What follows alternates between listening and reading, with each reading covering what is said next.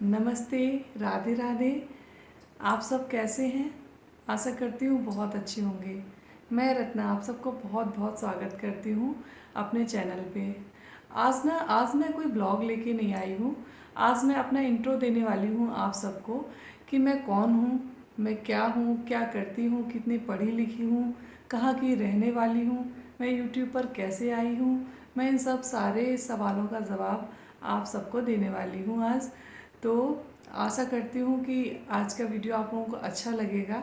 चलती हूँ वीडियो की तरफ। और सबसे पहले मैं बात करूँगी कि मेरा बर्थ प्लेस क्या है, मैं कहाँ की रहने वाली हूँ। आप लोग मुझसे जुड़े हैं, मेरे वीडियोस को देखते हैं, लाइक करते हैं, तो ये भी जानने की इच्छा होती है ना कि मैं अपने वीडियोस में कई बार बोलती हूँ मैं कहाँ गई थी, कहाँ आई थी।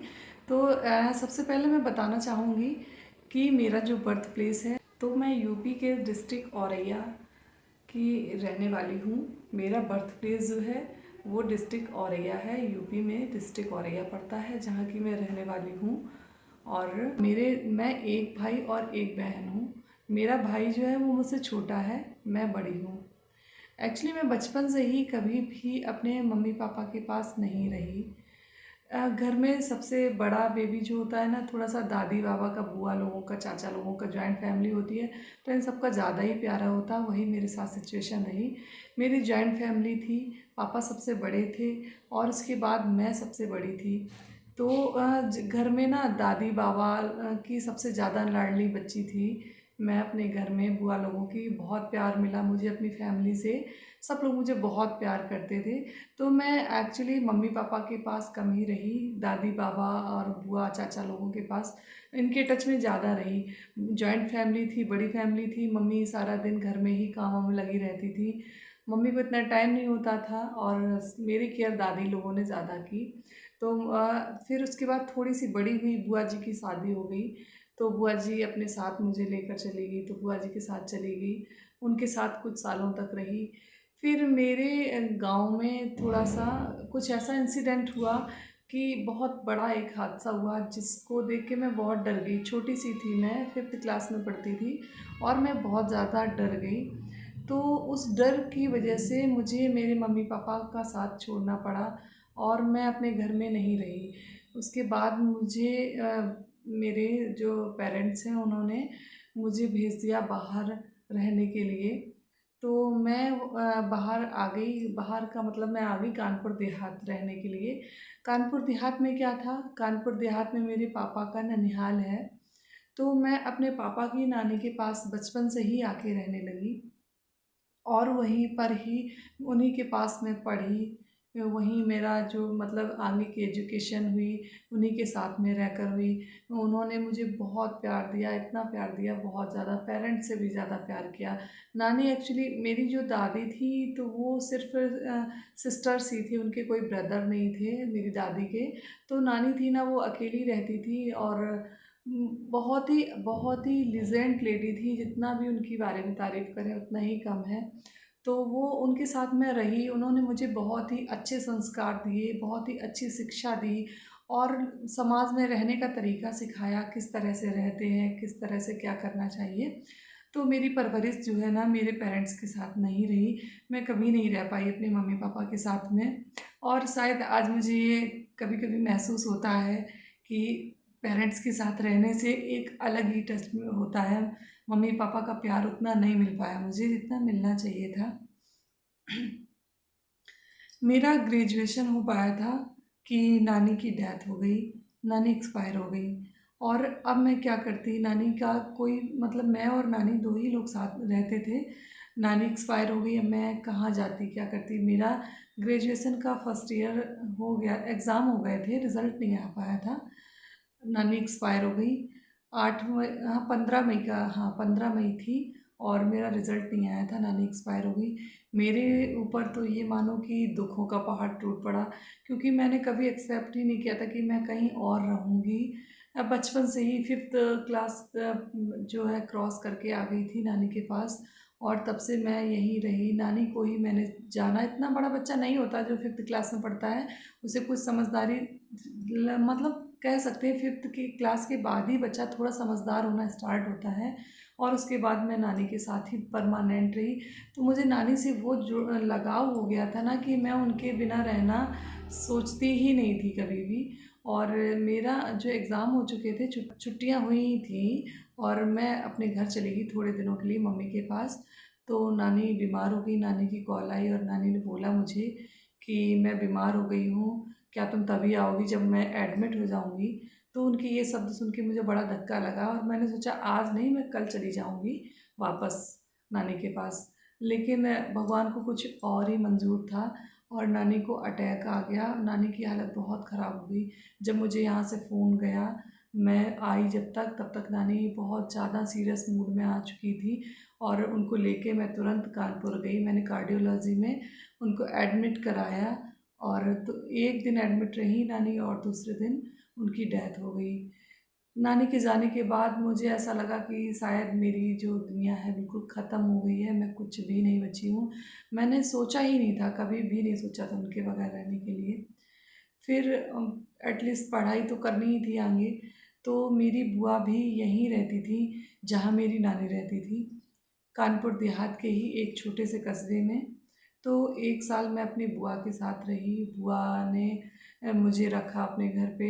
बीएससी सेकेंड ईयर हुआ जैसे-तैसे, लेकिन मुझे बिल्कुल अच्छा ही नहीं लगता था, बिल्कुल भी। मैं मतलब बिल्कुल भी परेशान हो चुकी थी बहुत ज़्यादा। मुझे अच्छा नहीं लगता था नानी के बगैर उसी सिटी में रहना और उस घर में ना जा पाना जहाँ मैं रहती थी। तो मुझे मेरे लिए बहुत ही मतलब बहुत ही ज़्यादा कठिन चीज़ें थी ये। फिर मम्मी ने मुझे भेज दिया कानपुर पढ़ने के लिए। मैं और मेरा भाई कानपुर पहुँच गए हम लोग। भाई था मेरा, उसका भी ग्रेजुएशन हो गया था, उसको सीए की तैयारी करनी थी एंड मैं हमेशा से ही सिविल में जाना चाहती थी। मेरी नानी चाहती थी कि मैं सिविल की तैयारी करूं और मैं आगे बढ़ूं, सिविल में अपना मतलब कुछ करूं। तो मैं सिविल की तैयारी करने के लिए कानपुर चली गई और मैंने कोचिंग ज्वाइन कर ली वहाँ पर। भाई भी मेरा सीए की तैयारी करने लगा, हम दोनों भाई बहन वहाँ पर रहने लगे। और मेरा बीएससी का फाइनल ईयर था, तो मुझे कानपुर से कानपुर देहात अप डाउन करना पड़ता था डेली ट्रेन से। तो मैं डेली ट्रेन से आती थी सुबह बहुत जल्दी, गोविंद नगर से पैसेंजर ट्रेन पकड़ती थी और वहाँ से फिर मैं आती थी अपने, क्योंकि मुझे कॉलेज जाना होता था डेली। मेरी बीएससी फाइनल ईयर की पढ़ाई चल रही थी, तो मैं डेली अप डाउन करती थी। मैं बहुत ज़्यादा सफ़र किया, बहुत स्ट्रगल किया मैंने, बहुत ज़्यादा मतलब बता नहीं सकती हूँ। नानी भी बीमार रहती थी, अकेली रहती थी, उनके साथ भी बहुत सफ़र करना पड़ता था। तो कोई बात नहीं, लेकिन लाइफ बहुत अच्छी चल रही थी। उसके बाद में मैंने कई तरह के लोगों से मिली हमेशा, क्योंकि अकेली रही लाइफ में, बहुत कुछ देखा, बहुत कुछ समझा, बहुत तरीके के लोगों से मिली, तरीके तरह तरह के लोगों को समझा जाना।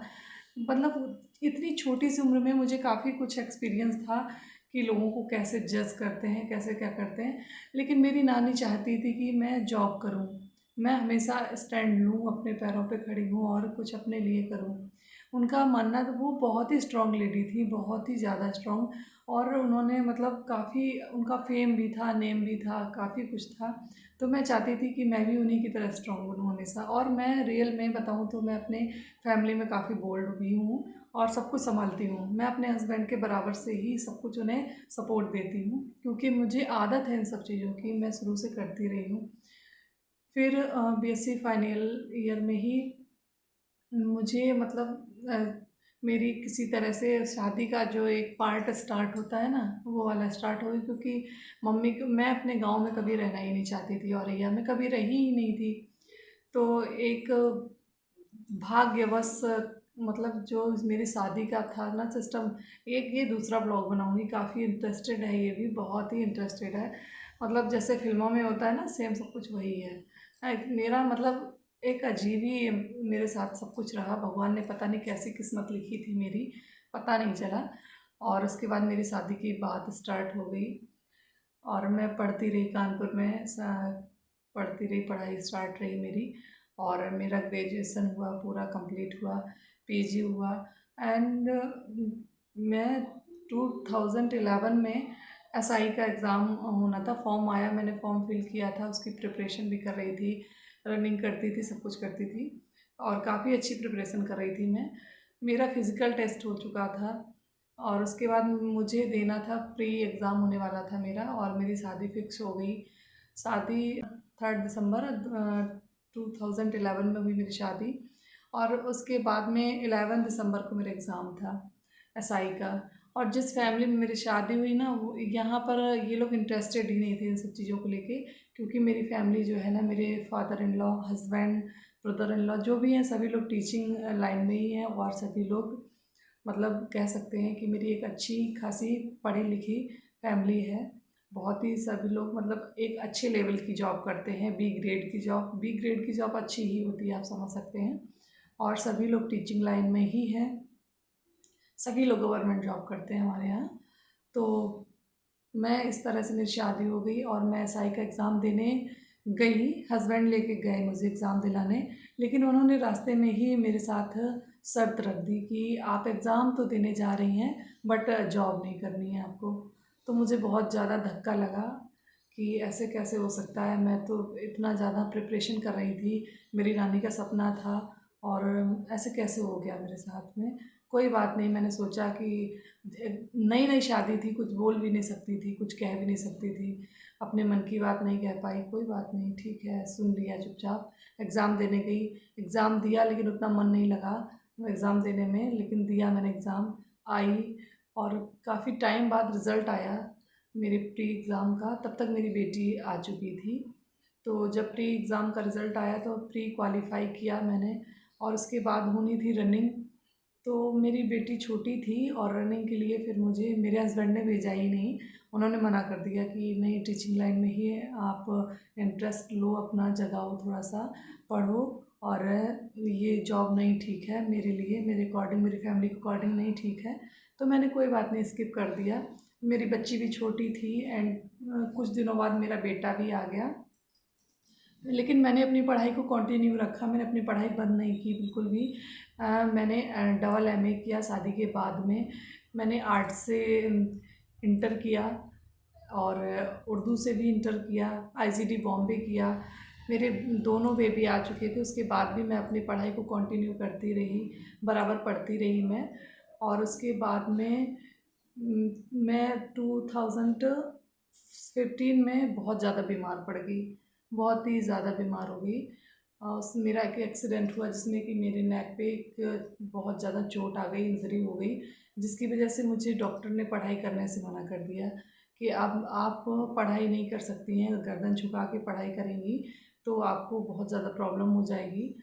तो मेरी जो फ्यूचर था, जो मैंने पढ़ाई करी, सब मेरी, मुझे ऐसा लग रहा था, बेकार हो गई। अब मैं पढ़ाई नहीं कर सकती तो मैं कैसे तैयारी कर सकती हूँ कंपटीशन एग्ज़ाम के लिए। मैं पीजीटी की तैयारी करने लगी थी, और टीजीटी पीजीटी में मैंने मतलब 2016 में मैंने बीएड में एडमिशन लिया। जब 2 साल का फर्स्ट मतलब पहली बार 2 साल का जब बीएड हुआ, तो मेरा वो फर्स्ट टाइम ही था, उसी साल मैंने एडमिशन लिया था बीएड करने के लिए। और 18 में मेरा बीएड कंप्लीट हुआ। जो 69,000 की वैकेंसी आई, वो मुझे नहीं मिली थी। उसके बाद मेरा बीएड कंप्लीट हुआ था। तो मैं जब सोच रही थी कि अब मैं पीजीटी की तैयारी करूँगी, टीजीटी की तैयारी करूँगी, तब तक मैं बहुत ज़्यादा मतलब मेरी गर्दन में जो मेरा C4 C5 6 7 ये 4 मेरे जो पॉइंट हैं, ये डिज़ोल्व हो चुके थे अंदर से, और मेरी बॉडी में पूरी तरह से सॉइलिंग आ चुकी थी। अब मैं मतलब ऐसा लग रहा था कि शायद मैं नहीं बचूंगी, बहुत बीमार हो गई थी। फिर किसी तरह से मेरा हरिद्वार पतंजलि से ट्रीटमेंट हुआ, और मैंने यहाँ कानपुर में, लखनऊ में, सब जगह दिखाया, मुझे नहीं आराम हो रहा था। बहुत सालों से मेरा ट्रीटमेंट चल रहा था, 3-4 सालों से। फिर मेरा पतंजलि से जब ट्रीटमेंट हुआ तो मैं ठीक हो गई, वहाँ से मुझे आराम हो गया। लेकिन वहाँ के भी डॉक्टर्स ने बोला कि अब आप पढ़ाई नहीं कर सकते हैं। तब मैंने सोचा कि मेरा फ्यूचर क्या होगा, अब तो मैं बिल्कुल बेकार ही हो जाऊँगी, क्या करूँ मैं। फिर मेरे बेटे ने, मैं बहुत डिप्रेशन में चली गई, बहुत ज़्यादा मुझे टेंशन रहती थी कि अब मैं करूँ तो करूँ क्या। मैं इतना सब कुछ की, उसके बाद मेरा रिज़ल्ट जो है ज़ीरो हो गया, मैं कुछ नहीं करने लायक बची हूँ। तो मुझे मेरे बेटे ने इनकरेज किया यूट्यूब पर आने के लिए कि मम्मा आप क्यों इतना ज़्यादा होपलेस हो रही हो, आप यूट्यूब पर वीडियो बनाया करो, आपका मन अच्छा होगा। आप लोगों, आपसे बहुत से लोग जुड़ेंगे, बहुत पूरे ऑल ओवर इंडिया, क्या जहाँ जहाँ से लोग देखेंगे आपसे जुड़ेंगे, आपका परफॉर्मेंस अच्छा रहेगा, लोग आपको लाइक करेंगे। तो इस तरह से आपका एक टाइम भी वेस्ट जाएगा और आप कुछ अच्छा कर पाएंगी। यूट्यूब पर भी आप बहुत अच्छा कर सकती हैं। अगर आप कुछ अच्छा करेंगी तो आपकी अर्निंग भी होगी, उससे आप अपने लिए स्टैंड भी कर सकती हैं। तो मेरा बेटा बहुत छोटा है, बहुत छोटा, वो 4th में ही पढ़ता था, लेकिन उसने मुझे काफ़ी कुछ सपोर्ट किया, मुझे बहुत ज़्यादा इनकरेज किया, मम्मा आप इस तरह से करिए, ऐसे करिए, ये करिए, वो करिए। तो मुझे अच्छा लगा। फिर मेरी भाभी ने भी मुझे इस बारे में बोला, तो मैंने सोचा कि ठीक है मैं यूट्यूब पर आऊँगी, और मैं यूट्यूब पर आई। लेकिन मेरी तबीयत थोड़ा सा ज़्यादा ही ख़राब रहती, तो इस वजह से मैं रेगुलर नहीं रह पाती यूट्यूब पर। क्यों? और यूट्यूब पर बहुत ज़रूरी है कि आप रेगुलर रहें, डेली कंटेंट डालें कुछ ना कुछ, तभी लोग आपसे जुड़ेंगे। लेकिन जब से मैं यूट्यूब पर आई तब से मैं बहुत ज़्यादा बिजी भी हो गई और बीमार भी रहती हूँ, तो इस वजह से मैं मतलब रेगुलर नहीं रह पाती हूँ। कोशिश करती हूँ रेगुलर रहने की, बहुत अच्छा करने की कोशिश करती हूँ। तो ये वीडियो ना मुझे बहुत जल्दी लाना चाहिए था, अपना जो इंट्रो वीडियो है, बट मैंने सोचा था कि जब मेरा चैनल मोनेटाइज हो जाएगा ना तभी मैं लाऊंगी अपना इंट्रो वीडियो। लेकिन मेरे जो सब्सक्राइबर्स हैं ना, तो वो 1288 सब्सक्राइबर हो गए, लेकिन वॉच टाइम बहुत कम था क्योंकि व्यूवर्स ही नहीं आते थे। सब्सक्राइब लोग करते हैं लेकिन व्यूवर्स नहीं आ रहे थे। तो मैंने कहा कोई बात नहीं, लेकिन अब इतने सब्सक्राइबर हो गए हैं तो आज मैं अपना ये वीडियो लेकर आती हूँ आप सबके सामने, अपने बारे में बताती हूँ कि मैं क्या हूँ। और मैंने जॉब भी की, मेरी जॉब करने की बहुत इच्छा थी। तो जब मेरा बेटा हो गया तो मैंने डिग्री कॉलेज में पढ़ाया कुछ दिनों के लिए। 2 साल तक मैं डिग्री कॉलेज में टीचिंग करती रही। उसके बाद में फिर बच्चे छोटे थे, इतना ज़्यादा नहीं बन पा रहा था, फैमिली बड़ी थी, ससुराल में बच्चे छोटे थे, हस्बैंड को भी सुबह से जाना होता था ड्यूटी। तो मेरे साथ बहुत ज़्यादा प्रॉब्लम्स आ रही थी और मैं पढ़ाई भी कर रही थी और पढ़ा भी रही थी, तो इतना ज़्यादा नहीं कर पा रही थी कन्वेंस। तो फिर मैंने जो है ना जॉब छोड़ दी और मैं घर पे एक हाउस मेकर की तरह ही घर पे रहने लगी। अपने घर को बहुत अच्छे से संभालने लगी, अपने बच्चों को अच्छे से संभालने की कोशिश की और बहुत कुछ अच्छा करने की कोशिश की।